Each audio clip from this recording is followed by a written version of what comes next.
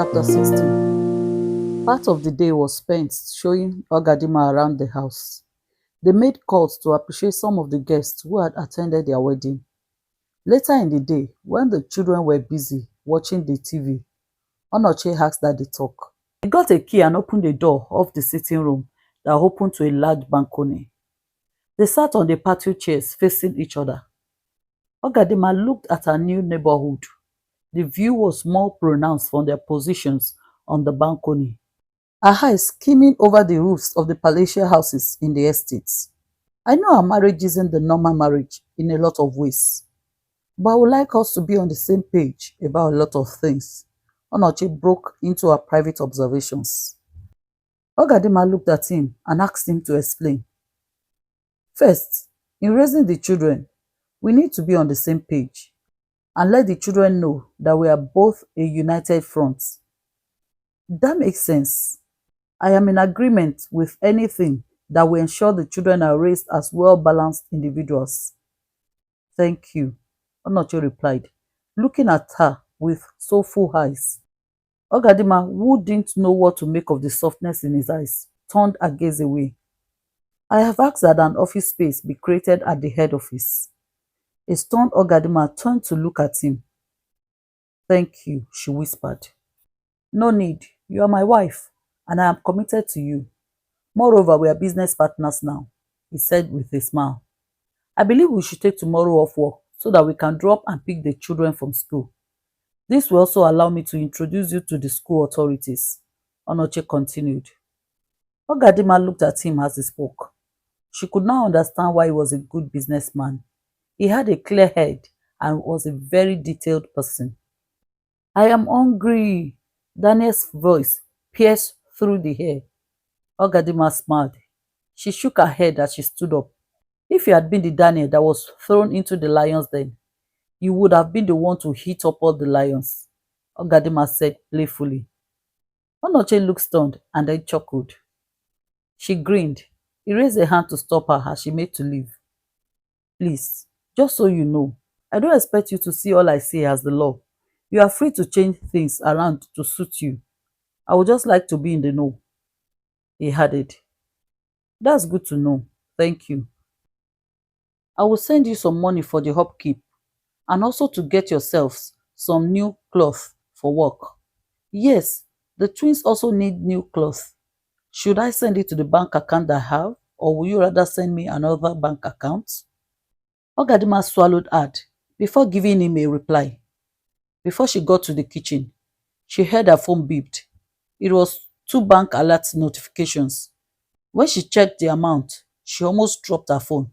One was the family upkeep, and the other was for shopping for her and the children. Ogadima rushed to the kitchen sink, splashed some water on her face, and gently slapped her cheeks to be sure she wasn't dreaming. She picked her phone again and checked her bank balance. Hey! She quickly used her hand to muffle her mouth. She spun around 360 degrees in bewilderment. I am not dreaming now, or am I? She asked again before pinching herself. She gave a small shout of pain. Hey, Chuku! Now so you dey bless someone? She asked, looking at the kitchen ceiling as she addressed God. It was in a bemuffled state that she made dinner for her family.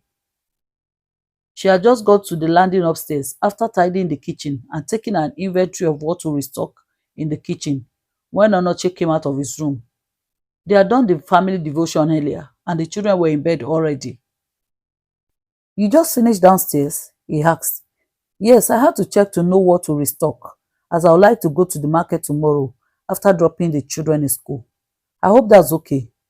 Onochie shook his head sideways in contemplation. Sure, it's fine.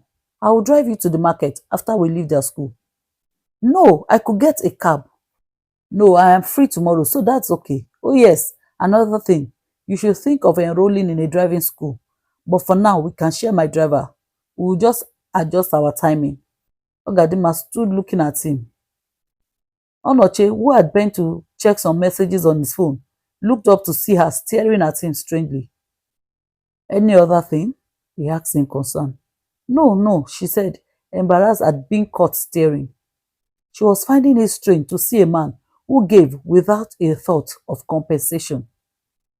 Good night, she called, moving to the door of her room. Good night, Ogadima, he called back. Ogadima sat down on her bed, wondering if men like Onochie really exist. Well, this is true character, or was he pretending? All men are not like your father, she heard her mother's voice. She shifted around on the bed as she thought of their conversation earlier in the day, the money he had sent, his consideration, and willingness to share what he had. You are my wife, and I am committed to you. She had heard him say this repeatedly as they talked. Hey, is this marriage? She asked in rhetoric. She picked her phone, checked the time, and realized she could still call her mother.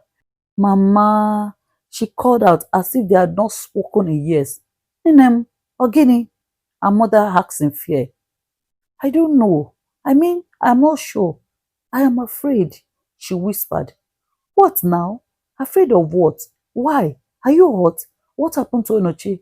Are the children okay? Ogini, her mother exclaimed in alarm. They are fine. It's nothing like that, she quickly said hoarsely. Then what? Biko, Ogadima, don't give me high BP. What did Onoche do to you? I don't know how to explain it. Ah, it didn't hurt me, oh. Her mother sighed in relief before asking why she sounded like that. Is He gave me a huge feeding allowance and also some money to buy clothes for myself and the children. I am afraid. He's just too kind, she said breathlessly. Her mother heaved another huge sigh. Ogadima, you couldn't kill me. Is that why you're afraid? Mama, is this how some men really treat their wives? She asked. Ogadima, yes. There are a lot of good men who are great husbands in the world. Not all of them are evil. See, as they are bad husbands, they are also bad wives. In spite of this, there are also several good husbands and wives. She went on to tell her mother the figure he had given her for feeding. Her mother exclaimed, Hey, whoa, do people use that amount of money to eat in a month? Her mother asked in disbelief over the phone. Onochie is a good man, oh. Do you know that I was actually thinking of calling you tomorrow to ask you to thank your husband? He called Uzoma and sent money for feeding. Her mother informed her. He sent you money? He didn't tell me, she said, totally surprised. Onochie is a good man, her mother reiterated. As they went about to end the call, Mama quickly cut in. Nnem, don't use all your 10 fingers to eat, oh. You must learn to save. I am not asking you to starve your family, but don't be doing big man's wife and be buying up and down, oh. A woman doesn't eat with both hands, her mother cautioned. The next morning, she heard a knock at her door. It took a while for her to get out of her sleepy state. She stretched and took her phone and sneaked a peep at the clock. It was 5:32 a.m. She got up slowly before moving to open the door, and Onochie was there standing at the door. Good morning. Trust you slept well. It's time for devotion. Why? She groaned grumpily. Why what? He asked, stunned. Yes, why do we have to do the devotion now? The children can't be awake yet. It's just 5:32 a.m. Yes, and that's why we need to have our own devotion as a couple before we have a joint family altar, he replied patiently. Oh, but you didn't include that in the agreement. Because I want to sleep. I've always set my alarm for 6 a.m., she replied, moving to close the door. He, however, quickly put a foot in between. Should I come into your room for the prayers, or you want to come out to the sitting room? He asked in a voice that said he meant business. Ogadima stamped her feet like a child, her arms flapping as she cried, Ah, but why now? And must I join you? Now, pray for all of us, please. Onochie couldn't resist laughing. Is that why you are behaving like Deborah? Come out. Let's start the day with God, he said gently, softening his tone. This seemed to work as she opened the door wider and pushed past him, muttering, I have never started my day with the devil before. They prayed and studied the Bible for about 40 minutes. Ogadima would sleep in between, and several times Onochie would have to hit his hand gently on the table to wake her. When the prayers were over, Ogadima mouthed, "Thank God. How could I have escaped Auntie Ngozi to end up with him?" "What?" he asked. "I was saying that the prayers are too long," she replied before walking away. She soon had the children fed and ready for school. Onochie joined them, and they prayed and read the Bible for another 15 minutes. On the drive to the children's school, Ogadima turned to Onochie. "Thank you. Mama said you sent some money for her upkeep, but you really shouldn't have bothered." He glanced at her briefly before returning his gaze to the road. "Why should I not have bothered? She's your mother, and you don't expect that we'll be eating in her house while she starves. Moreover, I know how much you want her to be comfortable. So what's important to you is also important to me. I send my parents money for their upkeep. Why won't I do the same for Mama?" A sweet sensation came over Ogadima at his statements. It felt good to hear that someone cares about her concern. She smiled shyly and said, "Thank you. I appreciate it." They went to the school administrator together when they got to the children's school, and Onochie introduced her as his wife and also informed her that Ogadima would be the one who would drop and pick the children from school. "Can't you just buy what you need from Wuse Market?" Onochie asked when Ogadima asked that they go to Duse Market. "Commodities are cheaper in the Duse Market, and thankfully today is Monday, the market day."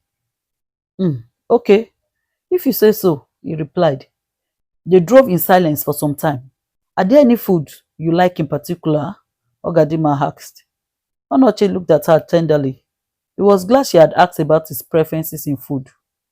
"Well, as an Igbo man, I like my swallow with good soups. I like ofe oweri and oha soup. Apart from that, I am good with almost any food. Yes, I like yam," he added with a smile. "I noticed that too. Even the twins also like yams. The yams at home would feed a small army." They both laughed. He waited in the car while she shopped. Ogadima had never enjoyed shopping as much as she did that day because she didn't need to be afraid that her money wouldn't be enough for her shopping. She argued the prices of goods like any Nigerian woman does, but she didn't panic about buying what she wanted, unlike before. He helped her carry some of the stuff to the kitchen when they returned. She went to freshen up before making lunch. They were driving to pick the twins from school later in the day when he asked if she had gone through the agreement. Ogadima wasn't even sure she was interested in the agreement again, but then she didn't want to be too fast in informing him. What if he changed? "No, I haven't had the time," she replied. The next day, after they had dropped the children at school, Onochie asked the driver to drive to Wuse. He insisted that Ogadima should make her hair and get new office wear before resuming the following day. When she said she wanted to come with the children to shop, he had simply told her she could do it without them. "Just tell them their ages and show them their pictures. I will send some of their pictures to you."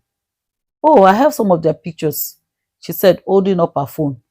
When they dropped her off, the driver, who had newly resumed that day, took Onochie to the office with a promise to come and pick Ogadima whenever she was ready.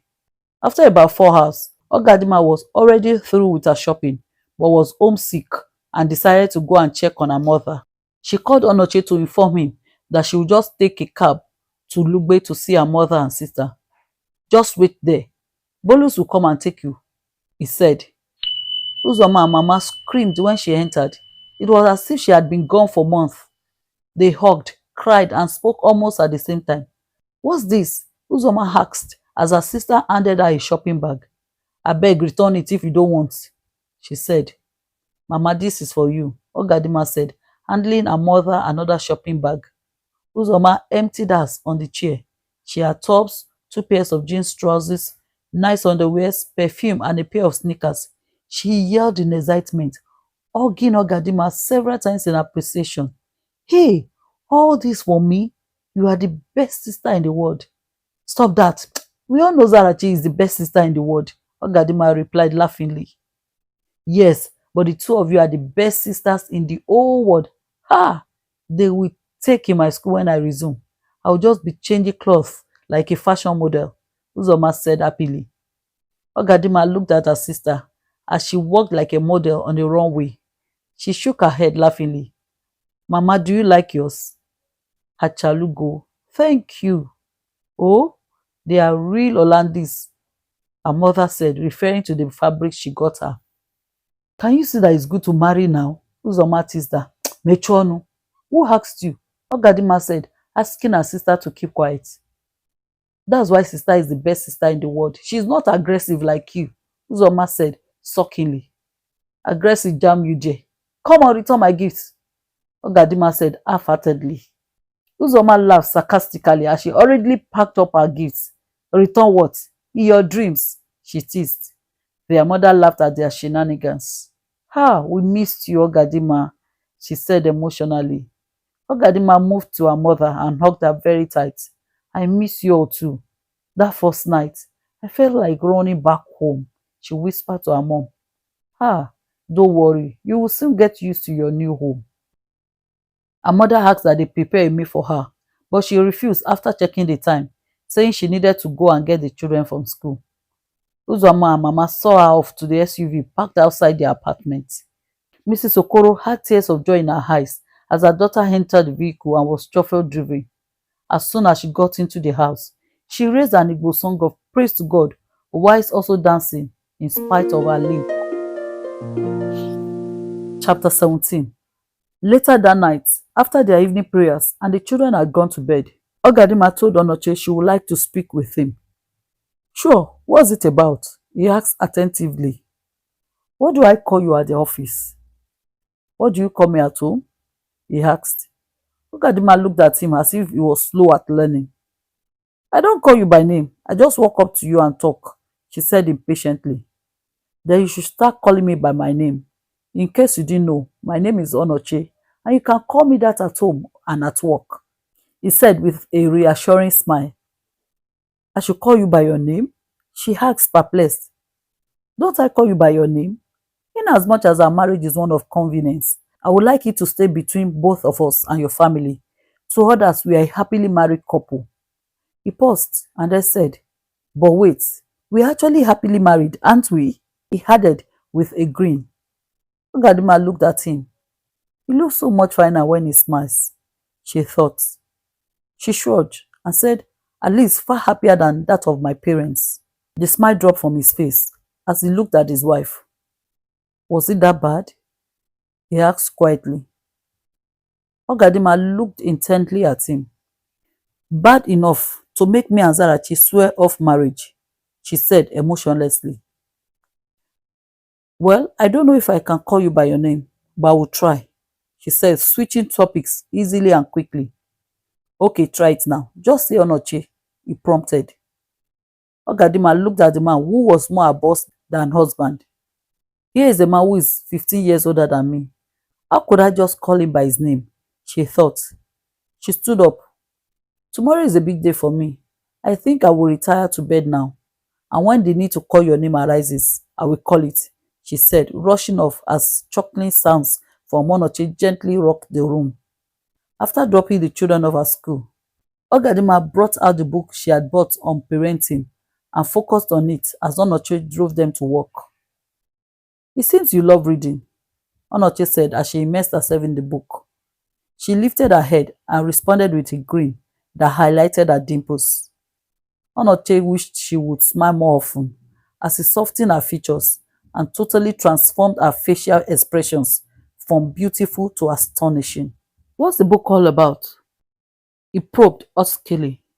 It's a book on parenting. I need to know more about raising children now that I have 2 children to raise at once, she said before resuming attention to the book. Onochie was impressed by her intentionality on getting information about raising the children. Days like this, he knew marrying Ogadima was indeed a right decision. They got to the office a few minutes to 8. The showroom wouldn't open till 9 a.m., but staff members were expected to be at work by 8:30 a.m. Okay, here you are. I hope you are ready, Onochie asked Ogadima as they parked the car in the premises of Honor's electronics head office. Ogadima took in a deep breath, then released it slowly. before wiping her hands down her beautiful navy blue suit skirt. I guess I am, she replied, a bit shaky. Good. I know you can do this. Let's go and see your office first, Onochie said, opening the door of the driver's side of their car. Ogadima got down, opened the passenger door at the back, and brought out 2 food bags. You brought food? Onochie asked when he saw the bags. Yes, now. We can't have so much food stuff and still be buying food at work, she replied. Onochie shrugged, stretched his hand to collect the bag from her, but she rejected the offer. Onochie gently took one of the 3 tote bags from her. His finger rubbed gently against hers. The movement was electrical as they both gazed at each other with new sexual awareness. Well, I'll just take this, he croaked in a completely strange voice. He managed a small smile before nodding that they should proceed into the building. Good morning, sir. Madam, good morning, the security personnel called out as they left the car park. Good morning, Onochie replied. Ogadima smiled as she equally returned the greetings. She used the exit stairs that was mostly used by the staff to the second floor where Onochie's office was located. You still haven't returned the file I gave you, Onochie asked as they entered his office. You mean the contract file? Well, you know how busy the last few days have been, but I will try and bring it to the office tomorrow. She started off, but was quickly interrupted by Onochie. No, please, don't bring it to the office. He quickly cut in. Onochie explained that he could get into the wrong hands, and she nodded in agreement. This is your meal, she said, placing one of the tote bags on the table, while retrieving the other one from him. Let's pray, he said. You say? Ogadima asked in perplexity. I asked that we pray, he replied softly. Bia, which one is Basekon's prayers? Didn't we pray together this morning? We also prayed with the children. Now we have to pray again. Biko, you do got something that requires prayers to appease him? She blurted in frustration. Prayer is never too much, and that's how I pray often. I pray too, but this one, Mbanu, I also pray. I will thank God, ask for forgiveness, ask for his help, and within 5 minutes I am done. Your own, we will pray for 40 minutes, 20 minutes. God is not deaf now. So we shouldn't pray? He asked gently. Immediately, Ogadima felt like she had just been chastised. Umbao, she replied, raising her hands in refusal. Don't make me the devil here, but I beg, don't remember those people you often mentioned when you pray in the mornings, she added grumpily. Then you should pray, he said. Ogadima was overly excited at this. She said a quick prayer, thanking God for the business and asking for wisdom in their business endeavors. When she finished, she grinned sheepishly at him. Onochie's heart thudded hard against his chest at this childish grin, which normally emphasized her dimples, as he always loved to see them. You see, that's how to pray, she said mischievously. Ogadima, you a character, he said, laughing and shaking his head indulgently. Let me show you to your new office, he said, pointing at the door. Ogadima had butterflies in her belly. She was excited at the thought of owning her office and adding value to a business that was partly hers. God is really a good God, she thought. Onochie and his wife walked down the storage floor. He stopped in front of a newly constructed cubicle that had the tag brand manager written on it. Onochie smiled broadly as he opened the door with more pomp than necessary. He pointed at the open door and said, Welcome on board, Mrs. Ogadima Nwachukwu. Ogadima looked at him. Hearing a new name from his mouth sounded strange, and Ogadima wondered if she would ever get used to it. Thank you, sir, she whispered humbly as she entered the office with happy feet. She looked around with excitement. This is my office, she whispered in surprise. Yes, it's all yours, Onochie replied in excitement. It wasn't big, but she loved it. It was hers. Ogadima knelt down in gratitude. Chineke dalu. Thank you, Lord, the God of my mother, the God that listens and hears all my mother's prayers. She prayed quietly. Onochie looked at Ogadima. He was seeing another side of hers that he had not seen before. He had never seen her as open and vulnerable as she was that day. He rose up and turned to look at him. Thank you. Thank you for allowing God to use you to bring my dream to fruition early. I don't take it for granted, she said. You are welcome. I am glad you are happy. Even though it's not as big as you would have wanted it, but it's not big, but it's mine, she whispered passionately, laying her hands on her chest happily as she hopped around the office. She then proceeded to sit gingerly on the black swerving chair. She swerved sideways and giggled like an excited little girl. Let me take some pictures of yours. After all, this is you in your new office and on your first day, Onochie said with a smile. Ogadima nodded excitedly. She quickly posed as he took several shots. He moved closer to her and bent to show her the pictures. They were laughing at some of her funny poses when a slight knock sounded on the open door. They both looked up to see the general manager enter the office. Good morning, sir. Good morning, madam, he called out. Good morning, Onochie said. Good morning, Mr. Johnson, Ogadima said. This is the letter and the phone, sir, he said, handing Onochie the items. Okay, thank you. Are the staff members ready? Yes, sir, they are waiting downstairs, Mr. Johnson replied. Okay, give us some minutes. My wife and I will join you soon. He nodded and exited the office, shutting the door behind him as instructed by Onochie. This is your appointment letter and your new official phone, he said, presenting both to Ogadima. Ogadima was stunned. She collected the items and looked at the expensive iPhone that she had only dare gaze at when she had walked on the floor as a sales assistant. This is mine? She asked, looking at him in surprise and bewilderment. Yes, unwrap it so that I can help fix your SIM, Onochie said, in a dazed state. Ogadima turned the phone box around, inspecting it before quickly tearing off the wrap and seal. She giggled out loud when she finally beheld the latest version of the iPhone that was her official phone. Onochie took her old phone, removed the SIM and fixed it into the new phone. He then plugged the phone into the socket beside her seat, allowing it to charge properly before she would start using it. Let's go downstairs. Every member of staff is waiting for us. I would like to do a formal introduction. Ogadima quickly put her unread appointment letter in her handbag. Onochie handed the key to the office over to her. She locked the door after them and both climbed down the stairs for the introduction.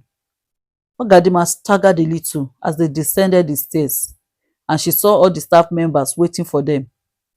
Onochie turned to her and quickly grabbed her by the elbow. He bent towards her to ask if she was okay. She could only nod as her throat seemed suddenly constricted. Relax, I am here. I will step in if you find it difficult addressing them, he whispered in reassurance. He released her elbow and stretched out a hand, palm up. He waited for her to accept his outstretched hand of help. Ogadima looked up right into his eyes, and after what seemed like almost a decade, but was actually some few seconds, she lightly placed her hand inside his. He smiled at her, grasped her warm palm, and together they descended the staircase like the couple they were supposed to be. They moved powerfully together, hand in hand, to meet our new employees. The staff members greeted and congratulated them on their wedding as soon as they got closer. Thank you very much. My wife and I appreciate your good wishes. Without much ado, I would like to officially introduce to you my wife, who is a partner and also the brand manager of Honors Electronics, Mrs. Nwachukwu. They clapped and welcomed her on board. Amidst shouts, screams of congratulations, madam. Would you like to say something? Onochie quietly asked his wife.